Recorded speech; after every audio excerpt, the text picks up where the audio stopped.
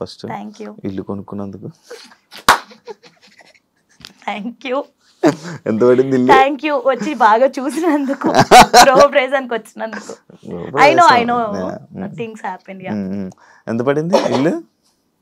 ఎందుకు మామూలుగా అడుగుతున్నా. ఎందుకు మజా చెప్ప. అందరికి ఎంత పడుతుందో నాకు అంతే పడిందబ్బా. ఒక 3 కోట్లు 4 కోట్లు చెప్పి ఇంకా 10 కోట్లు 10 కోట్లు ఇల్లు కొన్నాను, ఒక 5 కోట్లు స్థలం కొను. బయట అదే చెప్పుకుంటున్నారు.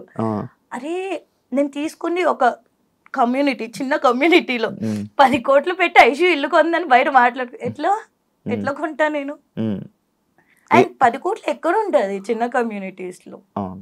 2 కోట్లు ఉండొచ్చు.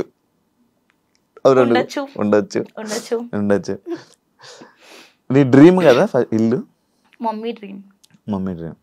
అంటే ఏమున్నా లేకపోయినా సొంత ఇంట్లో ఉంటే ఎవడు క్వశ్చన్ చేయడు అనేది మమ్మీకి ఫస్ట్ నుంచి. అంటే చిన్నప్పటి నుంచి చాలా మంచిగా పెరుగు వచ్చింది.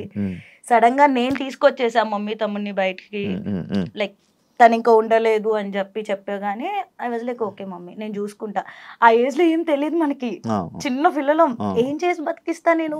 అది వచ్చేసాక తెలిసింది. My mom is a teacher. So తనకు వచ్చేది 8,000 పర్ మంత్. అప్పట్లో ఫీజులకి సరిపో, ఓన్లీ ఇంటి రెంట్కే సరిపోయేది. ఇంటి రెంట్ కూడా